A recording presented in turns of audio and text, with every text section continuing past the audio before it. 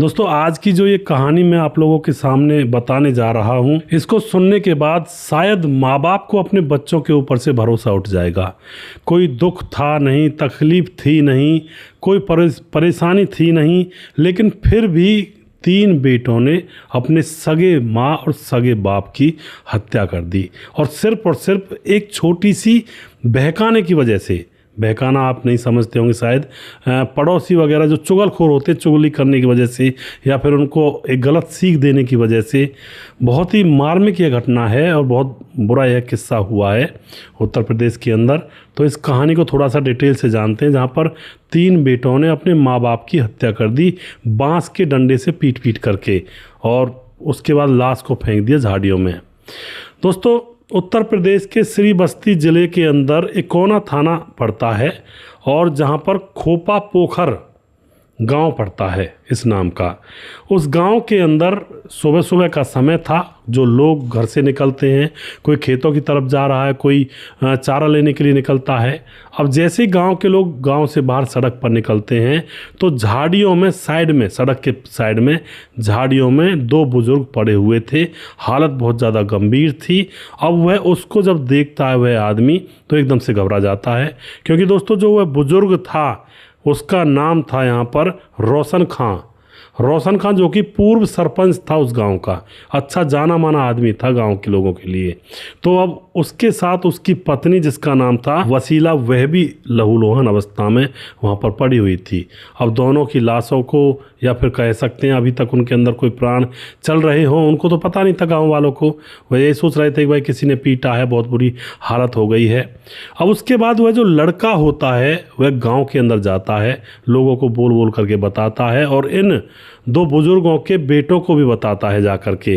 अब वह भी आकर के रोने लगते हैं, उनको हॉस्पिटल ले जाया जाता है, और बेटे ऐसे रो रहे थे जैसे मानो उनकी दुनिया उजड़ गई हो।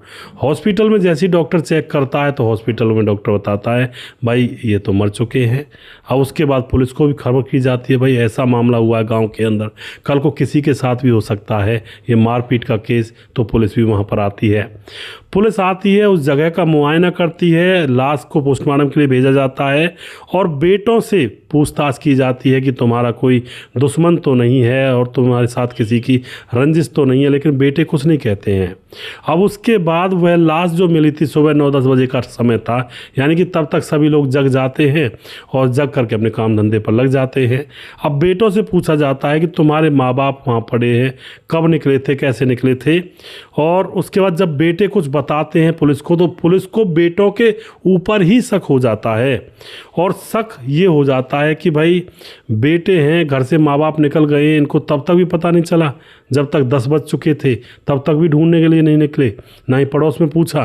तो दोस्तों उन बेटों को गिरफ्तार कर लिया जाता है। अब जब बेटों को गिरफ्तार किया जाता है और सख्ती से उनकी सुताई की जाती है ना पुलिस के द्वारा, तो उसके बाद यहाँ पर बेटे मुंह से तोते की तरह पटर पटर सारी चीज़ें उगलने लगते हैं कि साहब हमने ही ये कांड किया है। अब दोस्तों सुनिए सच्चाई, आखिर क्यों किया था उन लड़कों ने ऐसा काम जो अपने सगे माँ बाप की हत्या कर दी थी। दरअसल इस व्यक्ति का नाम था रोशन खां, जो कि उस गांव के अंदर पहले से सरपंच भी रह चुका था एक बार, और उसकी 3 दुकानें थी गांव के अंदर ही, और बहुत ही बड़ी बड़ी दुकानें थी 3, और उसके पास बहुत सारे खेत भी थे, यानी कि अमीर आदमी था। उसकी पहली पत्नी, जिसके 2 बच्चे हसीब और नसीब थे, और फिर उसने दूसरी शादी की, दूसरी पत्नी थी वसीला, जो कि विधवा थी, उससे शादी की, और वह उसके साथ एक बेटा था जिसका नाम था मुसीब, यानी कि उसके साथ का ही था। अब ये भरा पूरा परिवार है, आराम से रह रहे होते हैं, कोई परेशानी की बात थी ही नहीं, क्योंकि मुस्लिम समुदाय में शायद 2 पत्नियां वगैरह रख सकते हैं आराम से, कोई बात होती नहीं है। लेकिन हिंदुओं में तो शायद नहीं रख सकते, शायद क्या पक्का नहीं रख सकते, रह भी जाती है तो रोज़ कलेश होंगे। अब ये भरा पूरा परिवार था, बड़े प्यार से रहते थे, और रोशन खां अपने बच्चों के ऊपर खूब दुलार करता, खूब लाड लड़ाता, और खूब उनकी सारी इच्छाएं पूरी करता। लेकिन दोस्तों अब यहाँ पर एक ऐसा मामला शुरू हो जाता है जो नहीं होना चाहिए था, जिस मामले ने इनकी ज़िंदगी को उथल पुथल कर दिया। इनकी जो दुकानें थी जो रोशन खां की 3 दुकानें थी उन दुकानों को एक वकील को किराए पर दे रखा था। वकील का नाम था रिंकू। उसके पास वह किराए पर काफ़ी सालों से थी। अब वकील तो वकील है, उसका तो खुरापाती दिमाग निकलने लगता है। उसके बाद अब दोस्तों कई साल गुजर जाते हैं तो रिंकू दुकानों पर कब्जा कर लेता है, और जैसे ही वह कब्जा करता है तो उसके बाद रोशन खां जो पिता होता है कोर्ट में केस डालता है। सीधी सी बात है, कोई भी डालेगा। अब कोर्ट में केस चल रहा था और उम्मीद और आशंका ये थी कि फैसला अब पिता रोशन के इसमें ही आने वाला था, एवज में, फेवर में। अब यहाँ पर जो वकील होता है वह सोचता है कि दुकानें शायद चली जाएंगी। तो दोस्तों यहाँ पर जो वकील होता है वह अब एक बहुत बड़ी प्लानिंग रचता है। जो इस रोशन का सौतेला बेटा था मुसीब, उसको अपनी बातों में फंसाता है, उसको बहला फुसला करके अपने पास बुला करके अब उससे कहता है कि देख, मैं तुझे एक बाइक दे दूंगा, तेरे बाबा ने नहीं दिलाई तेरे को बाइक, और मैं तुझे 1 लाख रुपए भी दूंगा, उसमें पेट्रोल डालना और खूब चलाना जितना चलानी है, पर तू अपने सारे भाइयों को मिला ले और मुझे तुमसे एक बात कहनी है। तो वह लड़का जाता है, भाई देख बाइक दे रहा है वकील और 1 लाख रुपए भी दे रहा है, और उसके बाद सारे भाई वहाँ पर चले जाते हैं। फिर सारे भाइयों से वह वकील कहता है कि तुम एक काम करोगे तो मैं तुम्हें माला माल कर दूंगा। सारे लोग कहते हैं बताओ क्या करना होगा, हमें पैसे चाहिए, हमें तो चाहिए, बाइक वगैरह भी चाहिए घूमने के लिए। अब वह कहता है वकील कि तुम अपने माँ बाप को रास्ते से हटा दो और इतनी सफाई से हटाओ कि किसी को पता भी नहीं चलेगा। अब उसमें से 1-2 बच्चा तो ये भी कहता नहीं ऐसा कैसे कर सकते हैं, लेकिन वकील कहता अरे वो बुढ़े बुढ़िया तुम्हें ना जीने देंगे, चैन से ना मरने देंगे, उनके पास इतना पैसा है, तुम्हें कभी देते हैं? अब बच्चे सोचने लगते हैं कि यार देते तो नहीं हैं, बस वैसे ही खाना पूर्ति करते हैं। अब उनको वकील बहलाने लगता है कि देखो 1-1 लाख रुपए और 1-1 बाइक तो मैं तुम्हें पहले ही दे दूंगा, मतलब काम होते ही तुरंत दे दूंगा। उसके बाद जो तुम्हारी ये 3 दुकानें हैं इनके बदले में तुम्हें हर एक को 10-10 लाख रुपए दे दूंगा, और मज़े ही मज़े हैं तुम्हारे, क्यों टेंशन ले रहे हो। और उसके बाद जो तुम्हारी प्रॉपर्टी है, खेत वगैरह हैं, उनको मैं महंगे दामों में बिकवा दूंगा और फिर तुम्हारे पास माल ही माल होगा और पैसा ही पैसा होगा, ज़िंदगी जियो अच्छे से। तुम्हारे माँ बाप बुढ़े बुढ़ी तो ना तुम्हें जीने दे रहे हैं ना मरने दे रहे हैं, खेतों में लगाए रखते हैं, काम करवाते हैं। अब ये नॉर्मल सी बातें थी, लेकिन वो लड़के बेवकूफ़ निकल आते हैं। लड़के मान जाते हैं कि हाँ भाई बहुत पैसा होगा और अच्छे से ज़िंदगी जिएंगे, हमारे माँ बाप तो हमें सुख से रहने भी नहीं देते, काम करवाते हैं। वह उस वकील की चाल में आ जाते हैं और उसके बाद दोस्तों शाम को ही अपने सोए हुए माँ बाप के कमरे में ये तीनों जाते हैं और बांस के डंडे से सर के ऊपर प्रहार करने लगते हैं और सोते सोते माँ बाप की निर्मम हत्या कर देते हैं। और उसके बाद दोस्तों उनकी लाशों को उठाकर कंधों पर रखकर रात के समय में गांव से बाहर सड़क के किनारे झाड़ियों में फेंक आते हैं, जिससे कि ये लगे कि भाई किसी और ने इनको मार दिया है। दोस्तों बड़ी ही विचित्र यह कहानी है, बड़ी विचित्र ही यह घटना है। इससे हमें क्या सबक मिलता है और क्या सीख मिलती है? अब यहाँ पर उस वकील को, इन तीनों लड़कों को पकड़ा जाता है, जेल में डाल दिया जाता है, केस वगैरह चलते हैं, लेकिन वो तो चलो कानूनी प्रक्रिया होती रहेगी। लेकिन ऐसी नौबत आई तो आई क्यों, जो बच्चों ने माँ बाप की हत्या कर दी? सबसे पहले बच्चों के मन में लालच आया और उससे भी पहले बच्चों को दूसरे आदमी ने बहला फुसला दिया। तो बच्चों को इतनी शिक्षा ज़रूर दें कि भाई बाहर का आदमी कुछ भी कहे उसकी बातों में आना नहीं है, सुनना सबकी, करना मन की। और जो मतलब अपने माँ बाप को मानने के लिए तैयार हो गए, आप उनको बच्चे कहोगे? मैं तो बिल्कुल हरगिज़ नहीं कहूँगा भाई। जो पराई सीख में आकर के अपने परिवार का सत्यानाश कर लिया, अपनी ज़िंदगी का सत्यानाश कर दिया, क्या अब उनको पैसे मिल पाएंगे कभी? अरे वो ज़िंदगी भर जेल में पड़े रहेंगे, घर तक नहीं पहुंच पाएंगे वापस। और घर आ भी गए, किसी की कोई नाबालिग होगा या फिर कोई जमानत वगैरह हो जाएगी, तो उस घर में रहकर करेंगे क्या? जिस घर में माँ बाप ही नहीं होंगे, उस घर में अकेले पड़े पड़े क्या करेंगे?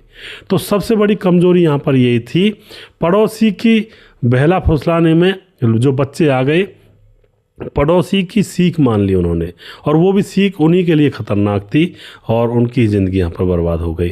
तो जीवन के अंदर अड़ोसी पड़ोसी कोई ऐसा नहीं जो अपने आप के घर को अच्छा चलता हुआ देखे। सब लोगों को ये लगता है कि भाई वो परिवार बहुत अच्छा खा कमा रहा है, उसका कोई एक पहलू मिल जाए, कोई एक ऐसा बासिंदा मिल जाए जिसके अंदर हम फूंक भर सकें और उसके परिवार को उसी के हाथों से उजड़वा दें। यही चलती हैं आजकल साजिशें अड़ोसी पड़ोसियों में। आप यकीन नहीं करोगे, आप देखना कभी, अगर गांव के अंदर आपका लड़का कहीं लग जाता है किसी फौज में, पुलिस में, कहीं बड़ी नौकरी में, या अच्छा खाने कमाने लगता है, तो जो अड़ोसी पड़ोसी हैं मुंह पर तो बड़ी अच्छी अच्छी बातें करेंगे, लेकिन अंदर ही अंदर वो जलते रहते हैं कि इनका लड़का ऐसे कैसे आगे निकल गया।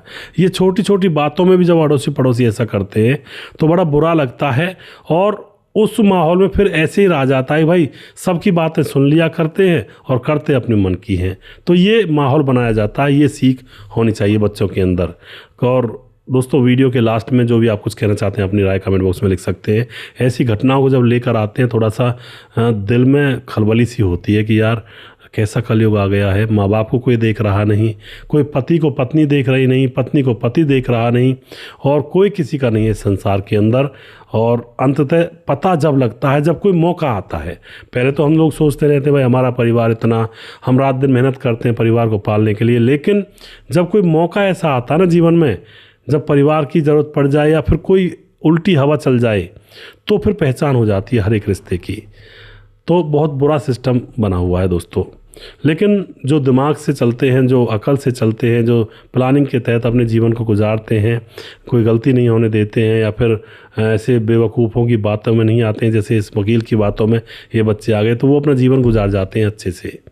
दोस्तों, वीडियो के लास्ट में कुछ भाइयों के नाम ज़रूर लूँगा जो हमारे वीडियोस को देखते हैं। हमारे साथ है साहब विर्क जो कि हमारे वीडियोस को लगातार देखते हैं। संजय कुमार भैरवा कमेंट करते हैं। कुमार पूमा पत्रा कमेंट करते हैं। उसके बाद सुजीत कुमार हमारे भाई कमेंट करते हैं। राम गोसाई भाई जी कमेंट करते हैं। राज पवार हमारे भाई कमेंट करते हैं, सर जब आप हमारा नाम लेते हैं तब हमें ज़्यादा खुशी मिलती है। जी बिल्कुल राज भाई, आप लगातार कमेंट करते रहेंगे तो लगातार मैं नाम भी लेता रहूँगा। यशवंत सिंह चौहान कमेंट करते हैं, भाई साहब नमस्ते, मैं यशवंत सिंह चौहान, ज़िला मंदसौर के गांव तालाब पीपल्या से आपकी हर कहानी देखता हूँ। बहुत बहुत धन्यवाद करते हैं यशवंत जी। निभा राम कमेंट करते हैं, जय श्री कृष्णा जय श्री कृष्णा। राज पवार दोबारा से सरजी गंगाधरा से हूँ। और सुदेश भाई और राज पवार जी ने ही कहा था कमेंट करके कि भाई आप अपनी साइड में गमला लगा लीजिए, तो मैंने गमला लगाया है, और भाई की बात क्यों नहीं मानेंगे, माननी पड़ती है। करण कुमार हमारे भाई कमेंट करते हैं, और मुन्ना कुमार इनका नाम है, बिहार के मुजफ्फरपुर ज़िला से हैं। और उसके बाद हमारे साथ हैं हैदर अली कमेंट करते हैं। रतनलाल शर्मा कमेंट करते हैं। और उसके बाद मुकेश कुमार यूपी 83 से हैं। पंकज कुमार कमेंट करते हैं। ललित कुमार देवांगन कमेंट करते हैं। और सर्वेश कुमार कमेंट करते हैं। रजत सैनी हैं। चरणजीत दहिया कमेंट करते हैं। विंध्याचल राजबहार कमेंट करते हैं। सूरज डी अमर भाई लगातार कमेंट करते हैं फिजी से। और उसके बाद हमारे साथ सुजीत कुमार दोबारा से हैं। और उसके बाद कमेंट करते हैं राम गोसाई दोबारा से। और एम त्यागी कमेंट करते हैं। और जो राज पवार है उनके सैलून का नाम है द किंग सैलून शॉप, गंगाधरा, सूरत, गुजरात से। और मेरे भाइयों का नाम लें सर, संदीप भाई, तेजस भाई, और मेरे भाइयों को भी आपकी कहानियाँ काफ़ी अच्छी लगती हैं। तो संदीप जी और तेजस जी आपका बहुत बहुत धन्यवाद। और आप भी हमारी वीडियोस को देखते हैं, इसके लिए हम आपके बहुत शुक्रगुजार हैं। और आप लगातार इसी तरह से हमारे साथ बने रहा करें। बहुत खुशी होती है जब आप लोगों से यहाँ पर लास्ट में बातचीत सी हो जाती है एक तरह से कमेंट पढ़ के। और उसके बाद हमारे साथ हैं निबाराम दोबारा से हैं। भीमदत्त जोशी नेपाल से कमेंट करते हैं। प्रवीण बघेल से पुरी से हैं। मोनू जैन कमेंट करते हैं। मोहम्मद जहांगीर कमेंट करते हैं, सर पहला कमेंट मेरा है। जी बिल्कुल मोहम्मद जहांगीर जी। और उसके बाद राजकिशोर चौरसिया महाबलेश्वर महाराष्ट्र से हैं। राधेश्याम शर्मा सिरसी जयपुर राजस्थान से हैं। राम मोहम्मद यासीन लाहौर पाकिस्तान से हैं। और सुशील चौधरी हमारे लगातार कमेंट करते हैं। और सभी भाइयों का दिल की गहराई से मैं धन्यवाद करता हूँ। अगला वीडियो बहुत जल्दी फिर से लेकर आऊँगा, तब तक आप खुश रहें, सावधान रहें। जय हिंद, जय भारत।